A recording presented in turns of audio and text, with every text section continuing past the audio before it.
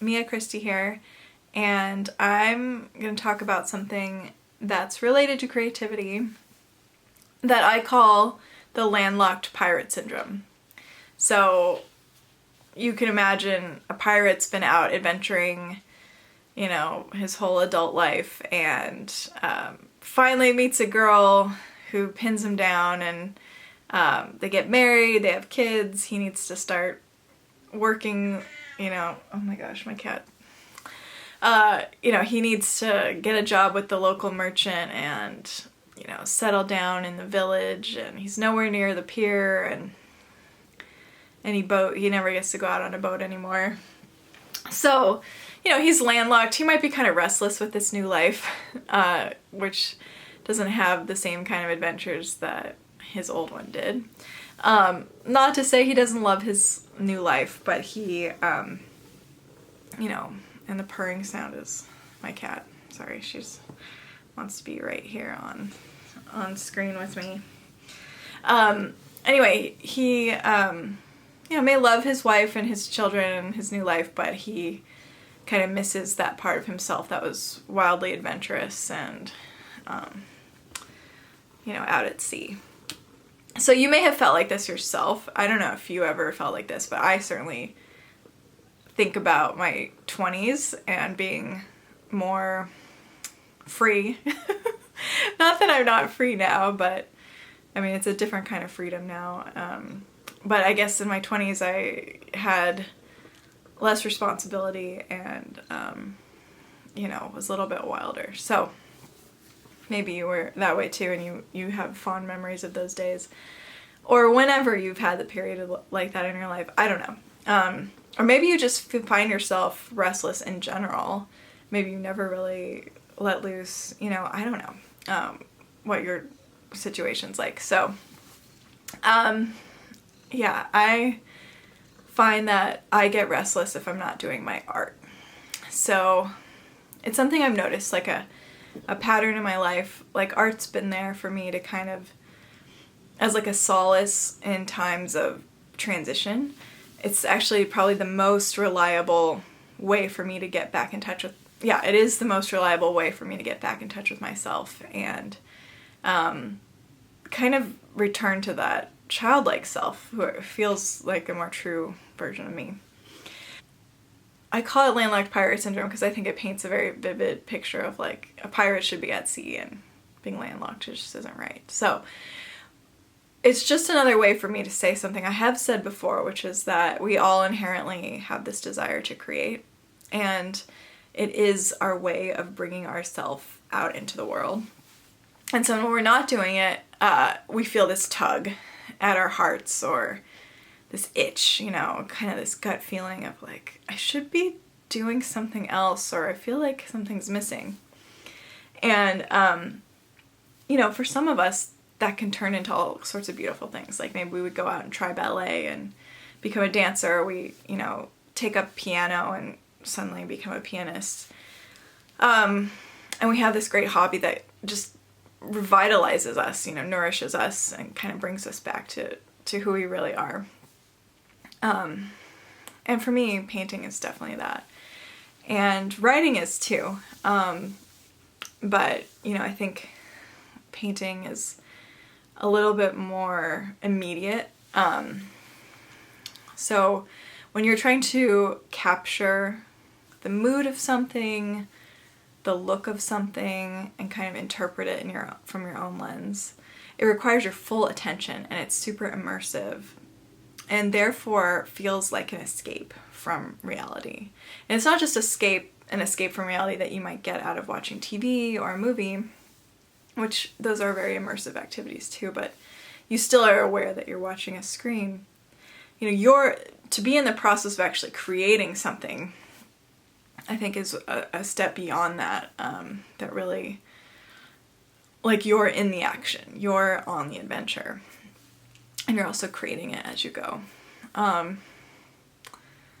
read some quote the other day. It was like, I would paint my dreams and then, no, I would dream my paintings and then I would paint my dreams. That Van Gogh said. I don't know if he really said that. It sounds like totally makes sense that he would have said that. I thought that was really cool. I notice I definitely dream very vividly when I paint too. And I've kind of talked about this in my art class, which is like I go on these adventures in my unconscious. I don't know how in depth I went into this in my art class, but you know, I go on these adventures in my dreams that are super satisfying, and then I wake up and I'm like, oh, you know, what did that mean? But usually they're in some kind of, usually there's some element of the sea or some wild ocean element, or kind of like a cliffside village. I feel like that's often something I dream about. Or they're at night and it's kind of like fun wandering around at night. And maybe some of those things are like unconsciously there from the past, you know, like when I lived in San Francisco, wandering around at night, you know, that could be kind of in me, or running to the Presidio to look out at the ocean. Like some of that might be kind of buried in my mind.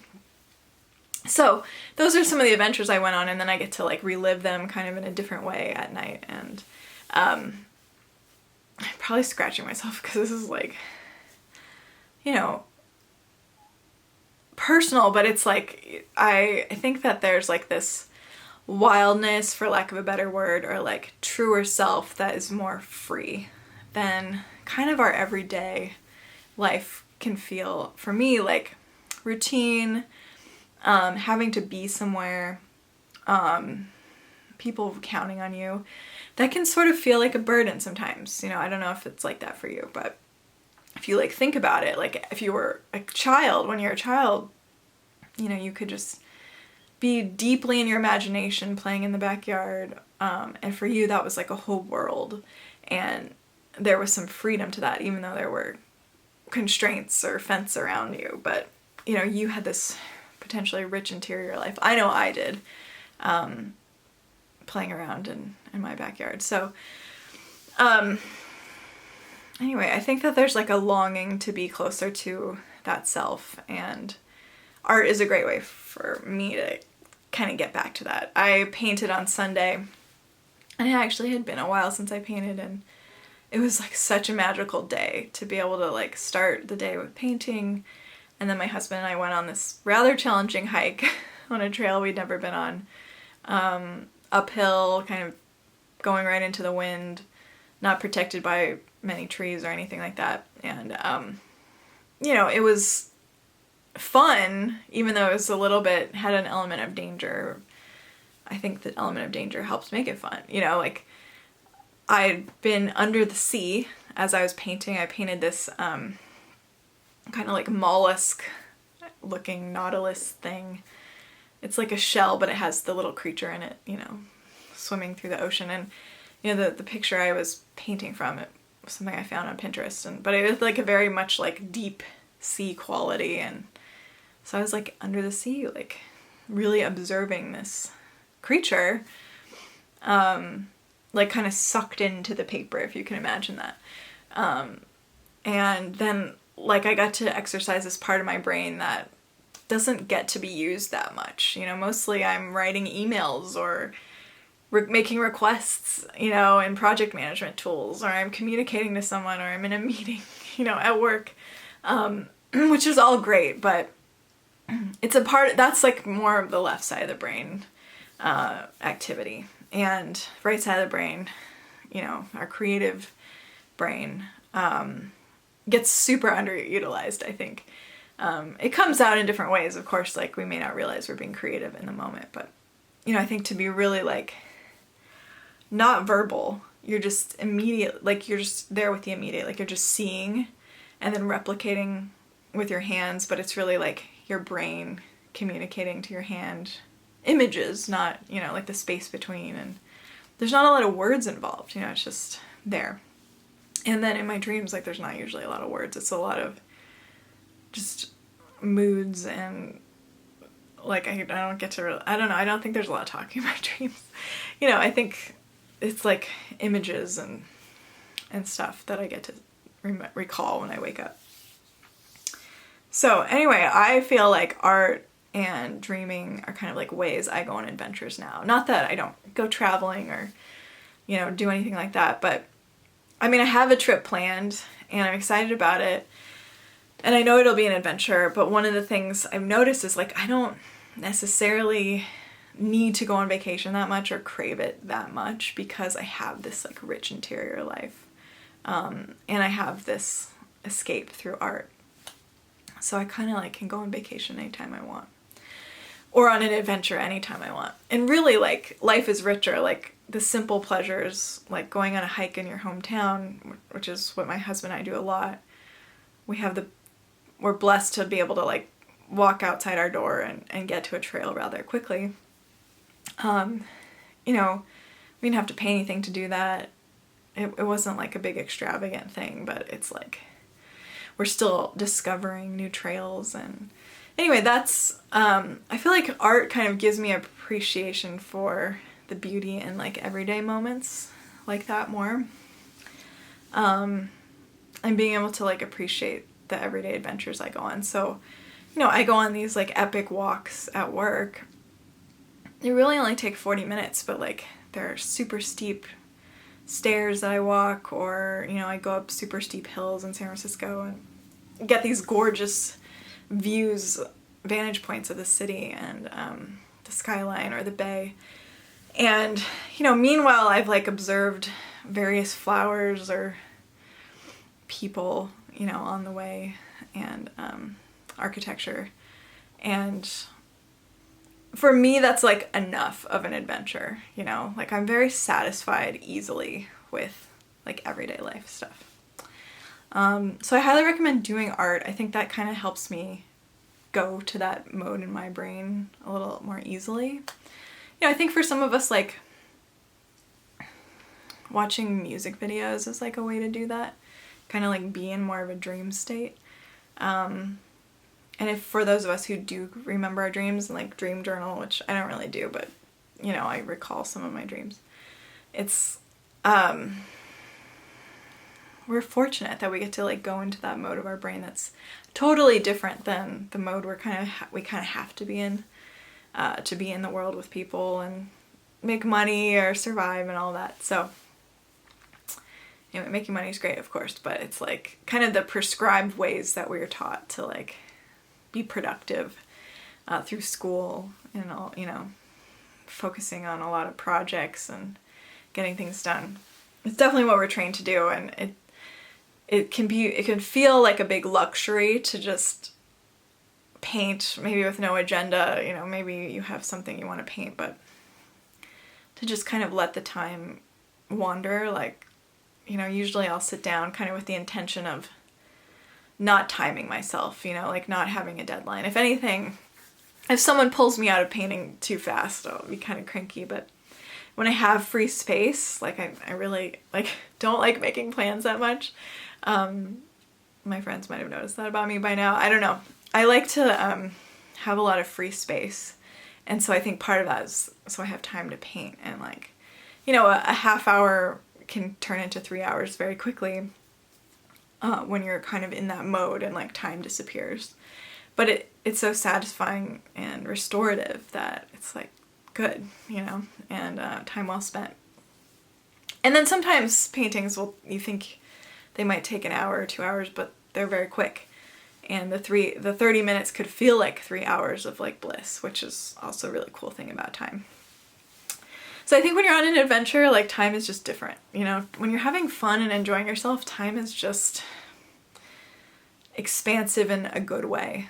Or, you know, 3 hours can go by really quickly, or 30 minutes could just be like so what you needed, you know. So anyway, I don't think that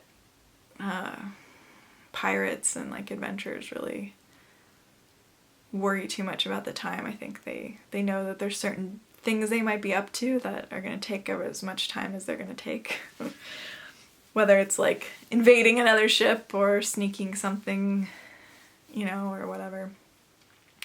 At least in movies, it doesn't seem like anyone's preoccupied with the time, unless there's like some bomb that's going to go off. But, you know, when I think about Star Wars or Lord of the Rings or anything like that, like time is important in that like something like a battle's gonna happen, but it's not so much like these people are watching the clock, you know, like they're like totally focused on what's happening at hand and like making sure they survive, or complete whatever mission they're on. So, I don't know why. I love Star Wars, so I talk about it sometimes.